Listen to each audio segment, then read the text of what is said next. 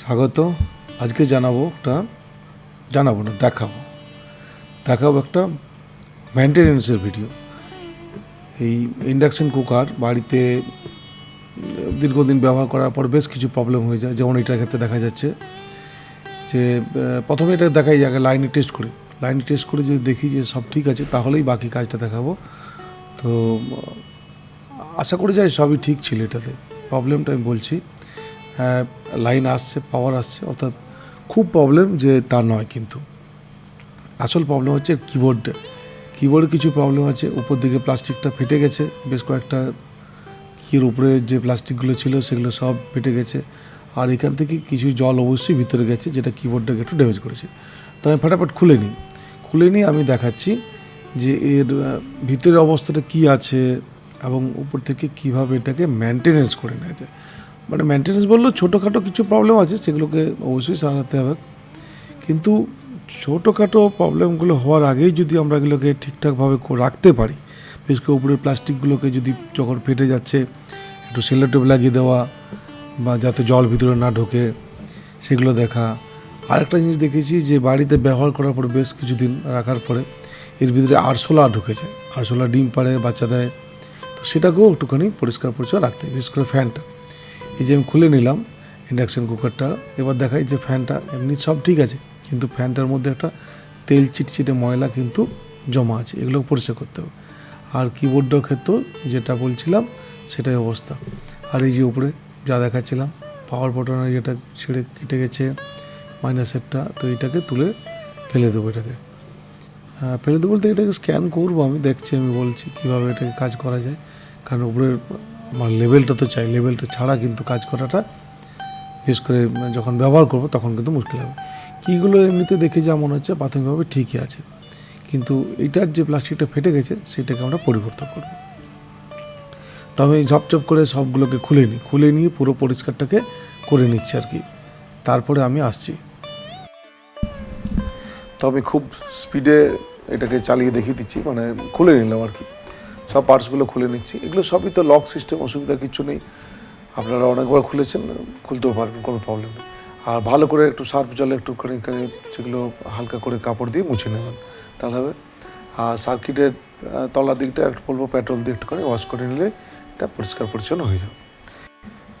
এরপর আমি কিবোর্ডের উপরে যে ডিসপ্লে যে লেখাগুলো ছিল, যেটা প্লাস্টিকটা ফেটে গেছিলো, সেইটা আমি একটা বানিয়ে নিয়েছি। এটা নর্মাল প্রিন্টারে আমি প্রিন্ট করে নিচ্ছি একটা কাগজের। এটা নেট থেকে ডাউনলোড করে নিলেও হবে, আমি ডাউনলোড করে নিচ্ছি। যদি মনে করেন এটাকে ফটো তুলে প্রিন্ট করে নেবেন তাও করতে পারেন, আপনার যেটা সুবিধা।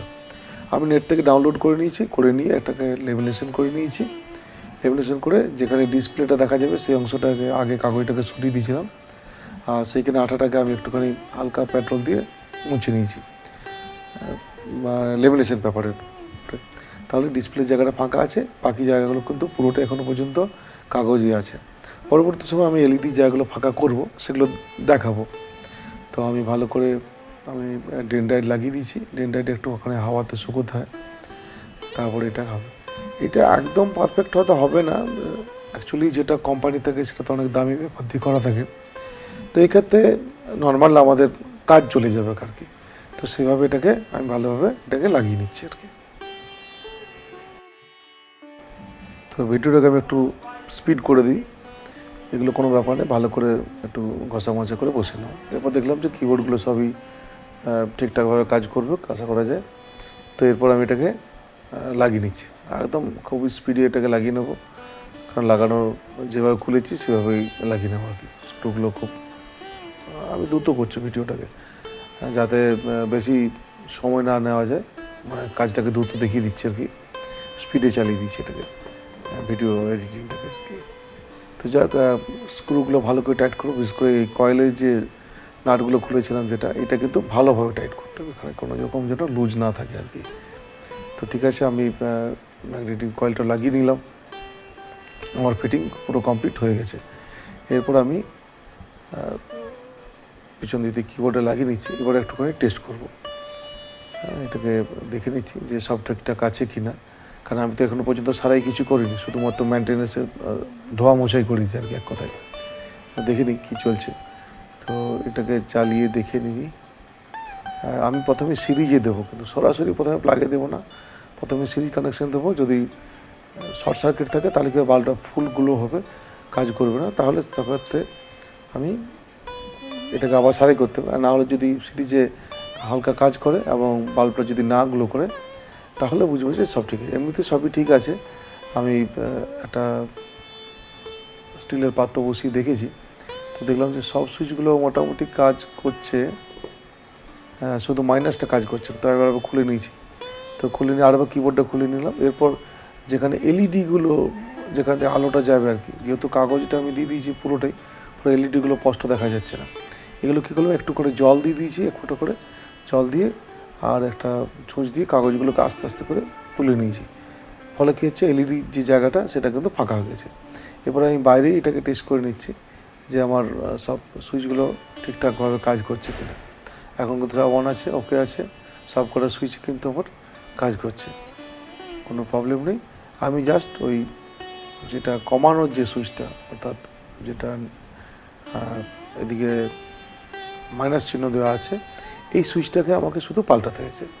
এরপর আমি একটা বাসন বসিয়ে দেখে নিচ্ছি যে গরম হচ্ছে কিনা। এটার মধ্যে জল দিইনি, কারণ আসলেই আমার এই বাসনটা ছোটো একটা ফুটো আছে আর কি। তো আমি আমার অন্য যেটা দিয়ে টেস্ট করি সেটা হাতের কাছে পেলাম না, তো এটাই বসিয়ে দেখে নিই। এটা তলাটা বেশ মোটা, ভারী, ফলে গরম হলে বোঝা যাবে যে এখন কিন্তু দেখো সব সুইচগুলো কিন্তু কাজ করছে। আমি এখন কিবোর্ডে লাগাইনি, কিবোর্ডটা বাইরের মধ্যে আছে, তো ওকে, সব ঠিক আছে। এরপর আমি এটাকে ঝটপট সবগুলোকে লাগিয়ে নিয়ে আমি ফিরে আসছি। তো একদম কমপ্লিট লাগানো আমার হয়ে গেল। কানেকশান সবগুলো দেখে নিচ্ছি, পিছনটাও ভালো করে টাইট করে দিচ্ছি, কারণ আমার সব কাজ হয়ে গেছে। নিচে বাফারগুলো লাগিয়ে দিলাম, যেরকম ছিল সেরকম করে নিলাম।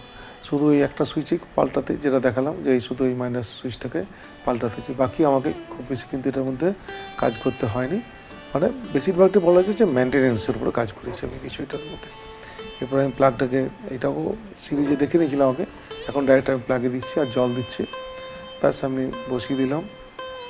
আমার কিন্তু সব লাইট ওকে জ্বলছে, এলইডিগুলো সব ওকে আছে, অন করে দিলাম, ফাংশন কাজ করছে। আমার এখানে কিন্তু মাইনাসটাও কাজ করছে, প্লাসটাও কাজ করছে, অর্থাৎ ইন্ডাকশানটা কিন্তু ব্যবহার করার জন্য ওকে হয়ে গেছে।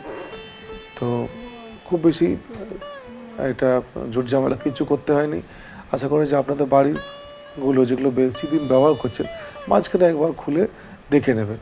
আর উপরে যদি কোনো রকম ফেটে যায় প্লাস্টিকটা, তাহলে সেটার উপরে হয় সেলোটেপ বা অন্য কোনো কিছু দিয়ে বন্ধ করবেন, যাতে জল না ঢুকে যায় ভিতরে। জল ঢুকে গেলেই কিন্তু কিবোর্ডটা তখন নষ্ট হয়ে যাবে। ফলে সেগুলোর থেকে বাঁচানোর জন্য এই ভিডিওটা আমার করা, যাতে আপনার যে বাড়ির ইন্ডাকশানে খুব অনেক দিন ধরে চলে। ধন্যবাদ, ভালো থাকবেন, দেখা হবে পরের কোনো ভিডিওতে।